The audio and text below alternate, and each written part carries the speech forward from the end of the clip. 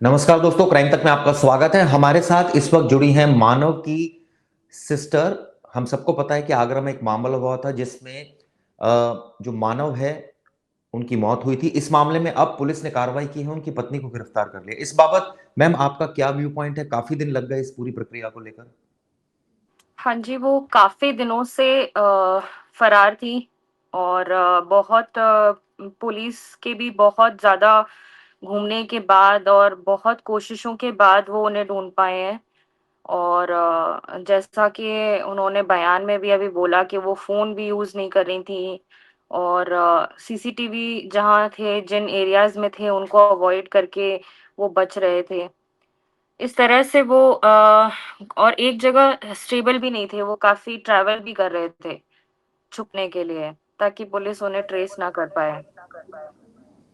तो I think इसी से काफ़ी समय लग गया, पर अब बहुत अच्छी बात है कि वो पकड़ी गई है। तो इसमें मैम मैं आपसे जानना चाहूंगा कि जो एविडेंसेस शुरुआत में सामने आए थे, जिसमें ये साफ-साफ लग रहा था, क्योंकि जो वीडियो भी बनाई गई थी, जिससे ये प्रतीत हो रहा था कि मानव काफ़ी परेशान थे और इसी वजह से उन्होंने काफ़ी टाइम पहले मुंबई भी शिफ्ट हुए थे, फिर वापस आए और फिर ये कदम उठाया। तो पूरा सीक्वेंस एक बार मैं आपसे जानना चाहूँगा, क्योंकि हमारे दर्शकों को ये खबर हम दोबारा अगर बताना चाहें, तो क्या पूरा मामला था? आप बताइए ज़रा।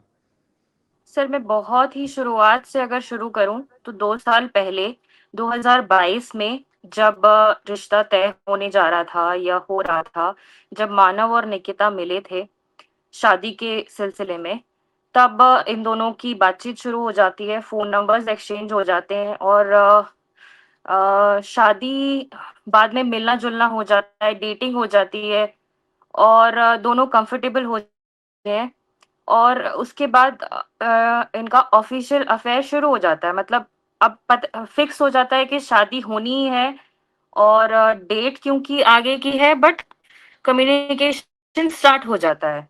तो और आफ्टर एंगेजमेंट ये लोग फिज़िकली, मेंटली, फाइनेंशियली हर तरीके से इन्वॉल्व हो जाते हैं और अपनी फ्यूचर प्लानिंग कर रहे होते हैं, शादी को लेकर या शादी के बाद को लेकर।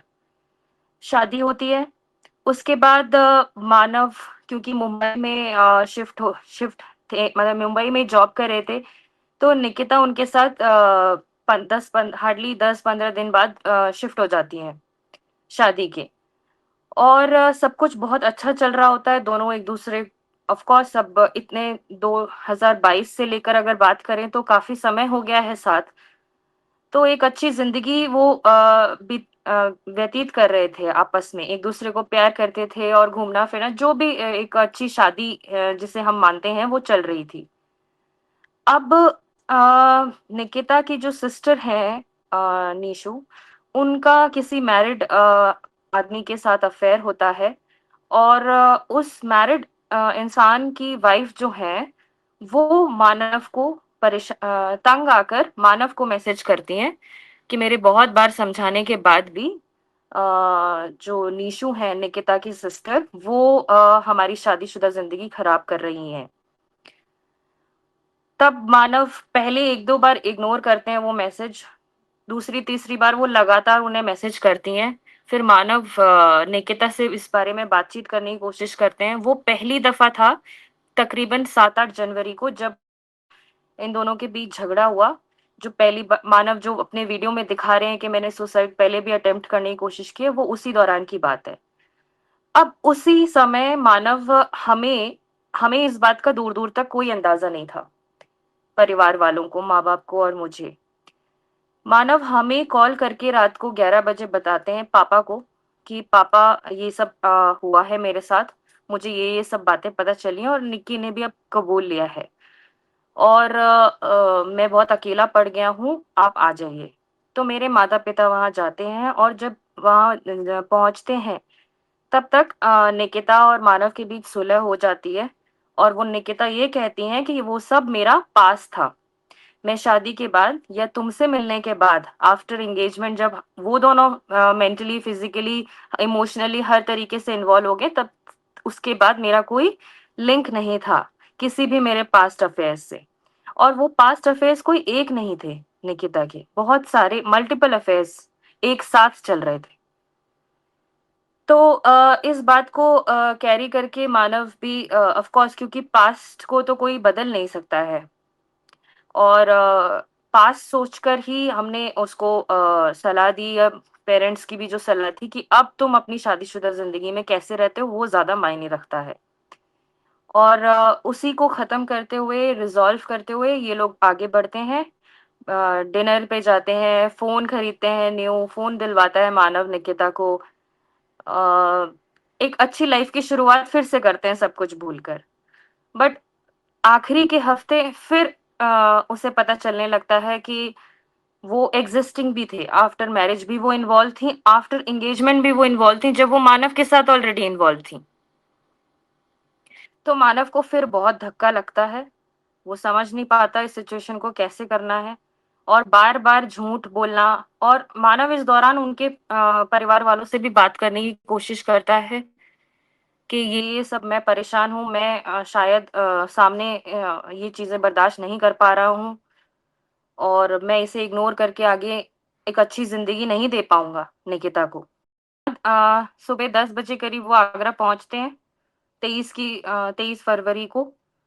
और मानव आगरा आने के बाद पापा को सारी कहानी बताता है कि ऐसी-ऐसी बातें हैं, और मानव उन्हें छोड़ने जाते हैं, और वहाँ जो उनके परिवार वालों के साथ उनकी बातचीत होती है, उससे फ्रस्ट्रेट होकर मानव आकर हम सबको बिना बताए, हम सबसे डिस्कस किए बिना, अपनी परेशानी शेयर किए बिना वो सुसाइड अटेम्प्ट करते हैं। निकिता का कॉल आता है मुझे 2 बजे उसी रात, और वो मुझसे कहती हैं कि मानव मुझसे लड़ रहे हैं दीदी, और तो फिर मैं उन्हें कहती हूँ कि मैं बात करती हूँ, मैं समझाती हूँ उसे। मैं तुरंत मानव से बात करती हूँ, मानव मुझे कहता है कि सब कुछ ठीक है, कुछ भी ऐसा नहीं है, और तू टेंशन मत ले, कुछ नहीं कर रहा हूँ मैं, और बहुत ही नॉर्मल तरीके से बात करता है। मानव कभी झूठ नहीं बोलता था, बहुत ही मैंने अपने पूरे 28 साल जो उसके साथ बिताए हैं, उसमें कभी मतलब पूरे परिवार वालों सबको मालूम है कि वो झूठ नहीं बोलता था। झूठा इंसान नहीं था वो, और अगर उसने कह दिया है तो वो बात सच्ची ही है, मतलब लकीर की फ़कीर की तरह बात है। तो मैंने निकिता को ये समझाया कि आप रात को तुम लोग बात ही क्यों कर रहे हो, लड़ाई क्यों कर रहे हो? इग्नोर, रिलैक्स थोड़ा, कि एग्रेसिव मत करो अपनी किसी भी बातचीत को, जिससे झगड़े हों। अब तुम दोनों साथ भी नहीं हो, साथ होते हैं तो बात अलग होती है, दूर-दूर रह के लड़ाई भी क्यों कर रहे हो? तो उसके बाद ये सब बातचीत खत्म हो जाती है। फिर मानव का सुबह 7:30 बजे हमें पता चलता है कि 7 बजे करीब कि ऐसा सब हुआ है। मेरा ये कहना है कि इस मामले में अब आप जो पुलिस की कार्रवाई हुई है, उससे आप संतुष्ट हैं? क्योंकि यही आप लोगों की माँग थी कि निकिता को गिरफ्तार किया जाना चाहिए, या कुछ और लोगों की इसमें इन्वॉल्वमेंट आपको लगता है और? बिल्कुल, निकिता और उसके परिवार वाले इसलिए ज़िम्मेदार हैं क्योंकि जनवरी के बाद पूरी तरह से उसे मेंटली टॉर्चर कर दिया गया। झूठ पे झूठ बोलकर उसे गुमराह किया गया, जिससे वो उलझता गया, अपनी गुत्थियाँ ही सुलझाने में रह गया वो, कि सच क्या है, कि मैं क्या मान के चलूँ? कि मैं ये मानूँ जो लोग उसे बता रहे हैं, कि ये मानूँ कि जो उसकी पत्नी और उसके घरवाले उन्हें कह रहे हैं, कि डिवोर्स लें तो फिर वो उन्हें फँसाएँगे, कि अगर अलग भी होना चाहें शांति से, तो वो उसे कोई रास्ता नहीं उसके पास छोड़ा गया है, कि वो करे तो करे क्या? किससे बात करे, कैसे कि अगर कि अगर मेरी बात नहीं मानी तो मैं मुकदमा दर्ज करा दूँगी, इस तरह की कोई बात कही जा रही थी निकिता की तरफ से? बिल्कुल कही गई थी मानव को कि आसान नहीं होगा तुम्हें डिवोर्स लेना भी, और हर तरीके से उसे मेंटली आप एक बात बताएँ मुझे कि अगर एक मैरिड कपल है, उसमें हम हमेशा बात करते हैं कि मानसिक रूप से औरतों को प्रताड़ित किया जाता है।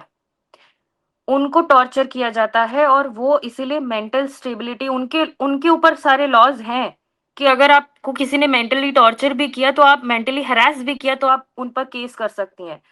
बट हम ये आदमियों को मेंटल टॉर्चर की बात क्यों नहीं करते? उस शादी में एक आदमी जैसे भी आपने वाली इन्वॉल्व है। बात मेंशन करी कि ये जो केस है कि इसमें तो खुद जो मानव है वो परेशान होता था। इस तरह के यूजुअली केस कम दिखते हैं जिसमें आदमी जो है वो इस तरह से परेशान होकर कदम उठा ले। यूजुअली इस तरह के केसेस में आदमी आजकल मूव ऑन कर जाता है या और बहुत सारे तरीके होते हैं। लेकिन इस केस में चूंकि मानव ने ये स्टेप उठाया तो ये ऑब्वियसली ये आप मानते हैं कि वो थोड़ा डिफरेंट था और लोगों से, नहीं तो अगर वो थोड़ा बिल्कुल, इसको थोड़े और डिफरेंटली हैंडल करता तो शायद सिचुएशन अलग होती। बिल्कुल मैं मानती हूँ। अब मुझे लगता है कि उसे बिल्कुल सच्चाई टाइप इंसान नहीं होना चाहिए था। मुझे लगता है उसे सेंसिटिव या इमोशनल नहीं होना चाहिए था, उसे सीरियस नहीं होना चाहिए था अपने रिलेशनशिप्स को लेकर। उसे बिल्कुल सीरियस नहीं होना चाहिए था अपने किसी भी इमोशनल कनेक्ट को लेकर उसे इतना सीरियस नहीं होना चाहिए था। मुझे आज ये बहुत महसूस होता है। मुझे लगता है कि शायद अगर वो 50% भी थोड़ा-सा इग्नोर कर सकता था, तो आज वो हमारे साथ होता। आप इतने इन्वॉल्व हो जाओ कि आपको मेंटली दूसरा कोई इंसान आपके दिमाग को इतनी बुरी तरह तहस-नहस कर दे कि आप अपना आपा खो जाओ, बहुत गलत है वो। मैं ये मानती हूँ कि फिर तो मतलब ऑनेस्टी और ईमानदारी वो मुझे शादी से बहुत पहले जब उसकी शादी की कैजुअली बातचीत भी चलती थी, तो मुझे वो हमेशा कहता था, "दीदी मैं वो इंसान नहीं बनना चाहता कि मुझे शादी के बाद दूसरी लड़कियों या एक्स्ट्रा मैरिटल अफेयर्स करने पड़े या दूसरी लड़कियों को मैं देखूँ भी।" वो इतनी ईमानदारी से किसी भी रिश्ते को देखता था, बहुत उसकी मतलब दुनिया ही वो इंसान हो जाते थे जो उसके साथ हैं। उसके दोस्त जो पुलिस ने कार्रवाई की है उससे संतुष्ट है? बिल्कुल, बिल्कुल संतुष्ट हूँ मैं, बिल्कुल सच्चाई से पुलिस कार्रवाई कर रही है।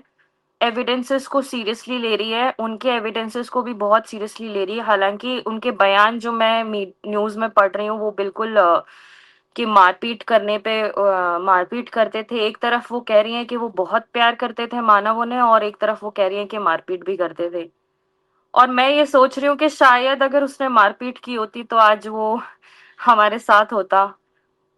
तो मतलब आज चलो काश वो मारपीट ही कर लेता, हम उसे दोषी मान लेते, पर वो साथ तो होता। अंदर ही अंदर घुट के वो चला गया।